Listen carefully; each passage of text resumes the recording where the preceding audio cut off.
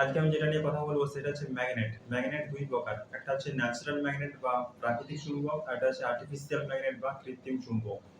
Natural magnet বা প্রাকৃতিক চুম্বক, প্রকৃতিতে যেসব চুম্বক পাওয়া যায় সেগুলোকে প্রাকৃতিক চুম্বক বলে। এই ধরনের চুম্বক হলো খনিজ চুম্বক। প্রাকৃতিক চুম্বক বাজারে কিনতে পাওয়া যায় না, এরা নির্দিষ্ট আকারের হয় না এবং এদের শক্তিও বেশি হয় না। ম্যাগনেসিয়া নামক অঞ্চলে এই ধরনের প্রচুর পাথর পাওয়া যায়। যেহেতু এই পাথরটিকে ম্যাগনেসিয়া নামক অঞ্চলে পাওয়া গেছে, তাই এই ধরনের চুম্বকের নাম হয়েছে কি ম্যাগনেটাইট। এক্সাম্পল লোডস্টোন, দিগদর্শন, প্রদর্শন, প্রস্তর। তারপর ২ নম্বর হচ্ছে আর্টিফিশিয়াল ম্যাগনেট বা কৃত্রিম চুম্বক। আর্টিফিশিয়াল ম্যাগনেট কি কি? Needle magnet, horseshoe magnet, bar magnet, ball ended magnet. Artificial magnet দুই প্রকার, পার্মানেন্ট ম্যাগনেট এবং টেম্পোরারি ম্যাগনেট। পার্মানেন্ট ম্যাগনেট যেগুলো মানুষ বানিয়েছে সেগুলোকে পার্মানেন্ট ম্যাগনেট বলা হয়, ঠিক আছে?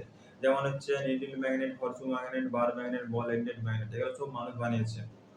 তারপর হচ্ছে টেম্পোরারি ম্যাগনেট বা ইলেকট্রোম্যাগনেট, যেটা ইলেকট্রোম্যাগনেট ইলেকট্রিসিটির মাধ্যমে ম্যাগনেটাইজ করা হয়, আবার যখন ইলেকট্রিসিটি বন্ধ করে দেওয়া হয় তখন সেটা ডিম্যাগনেটাইজ হয়ে যায়, তখন তার ম্যাগনেটাইজ প্রপার্টি আর থাকে না, ঠিক আছে? তাহলে পার্মানেন্ট ম্যাগনেট এবং টেম্পোরারি ম্যাগনেট এই দুটো হচ্ছে আর্টিফিশিয়াল ম্যাগনেট।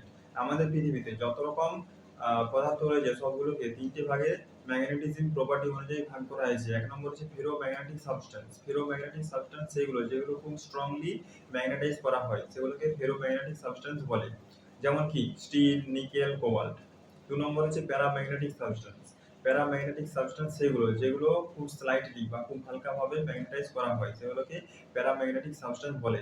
যেমন কি অ্যালুমিনিয়াম, প্লাটিনাম, কপার, ম্যাঙ্গানিজ, এগুলো সব প্যারাম্যাগনেটিক সাবস্টেন্সের উদাহরণ।